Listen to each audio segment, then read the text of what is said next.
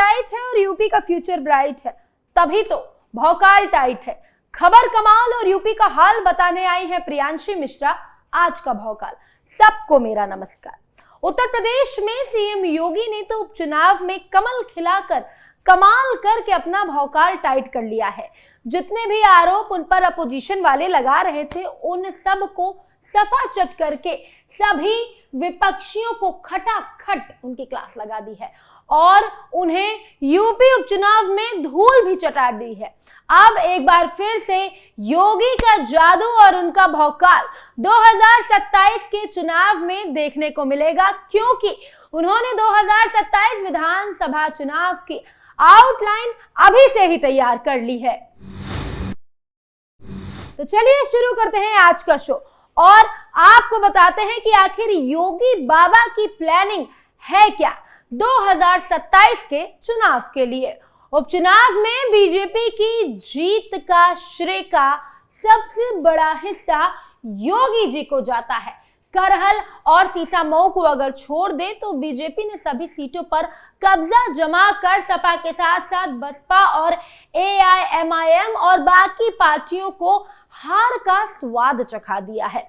लेकिन इस बार की रणनीति में सीतामऊ और करहल को भी जीतने का टारगेट योगी बाबा कर रहे हैं। योगी जी ने अपना स्लोगन फिर से दोहराया, बटेंगे तो कमजोर होंगे, एकजुट होकर 2027 में करहल सीतामऊ भी जीतेंगे।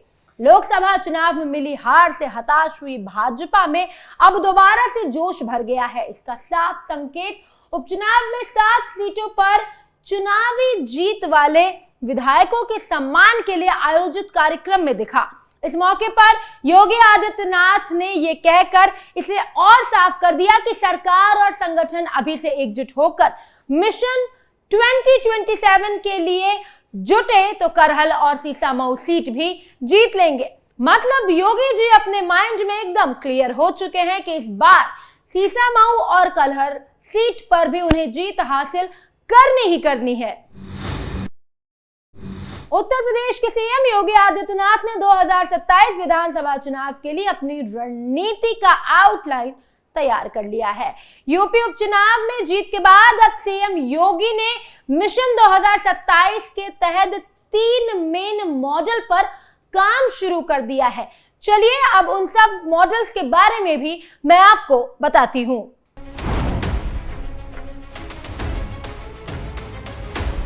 योगी आदित्यनाथ ने अपने मॉडल में 80+20 का फॉर्मूला अपनाया है। ये उनका सबसे पहला मॉडल है।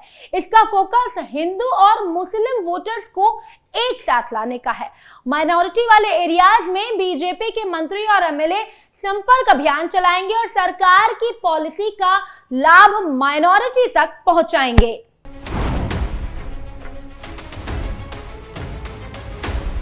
दूसरा मॉडल है बटेंगे तो कटेंगे, एक रहेंगे तो सेफ रहेंगे। उपचुनाव में ये नारा काफी सक्सेसफुल हुआ। उपचुनाव में सभी विरोधी, सारे अपोजिशन वाले इस एक नारे की काट ढूंढते रह गए और योगी जी प्रदेश में इसी नारे के बल पर भौकाल टाइट कर चुके। और अब योगी ने अपने सभी मंत्रियों को यह निर्देश दिया है कि वो जनता के बीच जाकर इन नारों के माध्यम से बीजेपी के एजेंडे को सबको क्लियर करें और उसका प्रचार भी करें।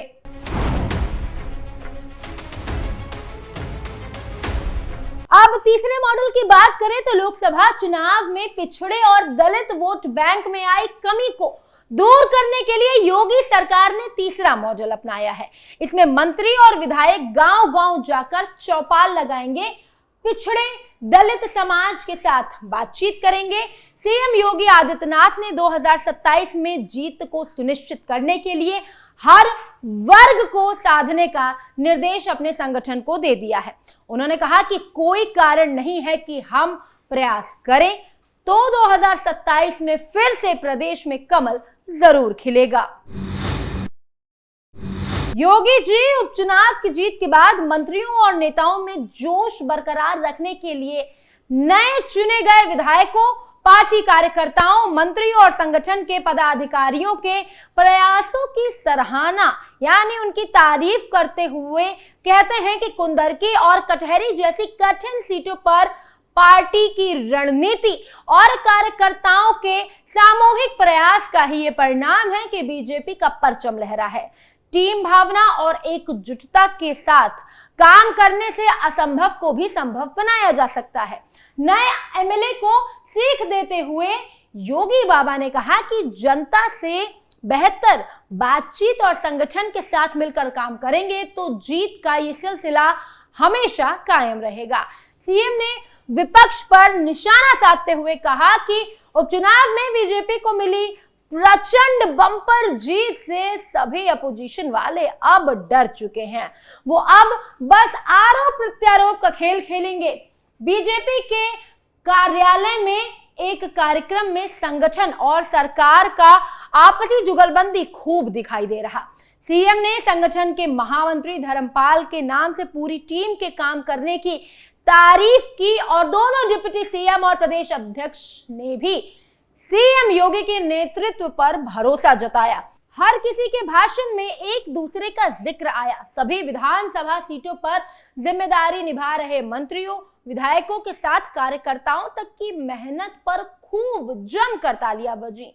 सीएम योगी आदित्यनाथ ने मंत्री सुरेश खन्ना के बारे में बोला कि ये कभी-कभी घूमने कश्मीर चले जाते हैं। चुनावी कार्यक्रम में मंत्रियों के क्षेत्र में रहने का जिक्र करते वक्त उन्होंने ये बात कही।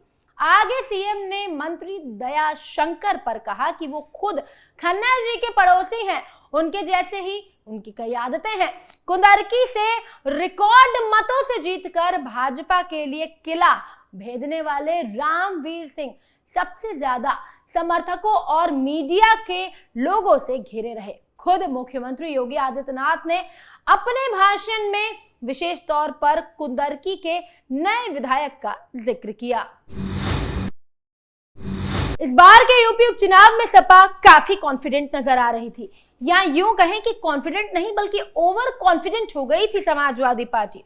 उन्हें लगा कि जैसे लोकसभा चुनाव 2024 में उत्तर प्रदेश में बीजेपी और योगी को हार का सामना करना पड़ा था, वैसे ही इस बार में बीजेपी हार जाएगी। लेकिन 9 सीटों पर हुए इस उपचुनाव को योगी बाबा ने अपनी नाक की बात बना ली थी और इस उपचुनाव के लिए पूरी ताकत इसमें झोंक दी थी।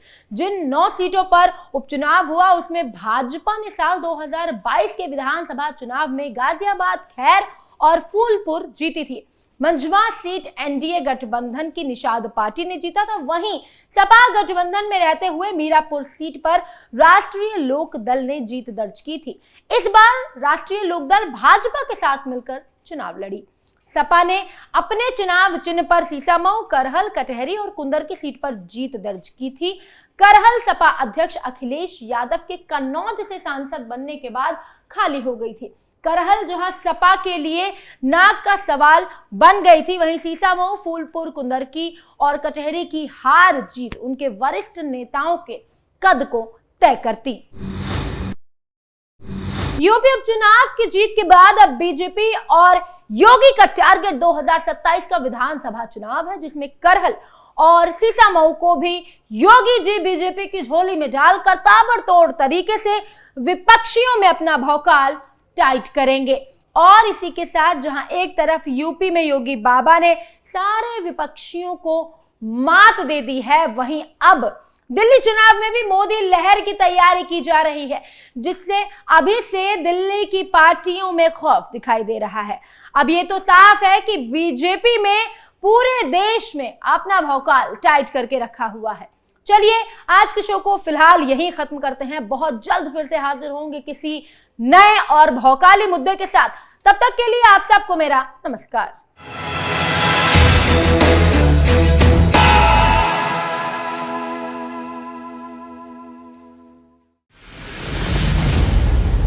मैं राजनीति करता नहीं, पर राजनीति को बहुत गहरे तक समझता हूं। मैं लोगों के बीच रहता हूं, लोगों के मन को अच्छे से जानता हूं।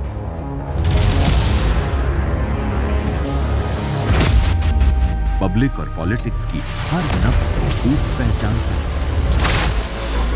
संघर्ष की सियासत से सत्ता के सिंहासन तक मैं हर खबर से खरा सच निकालता हूं।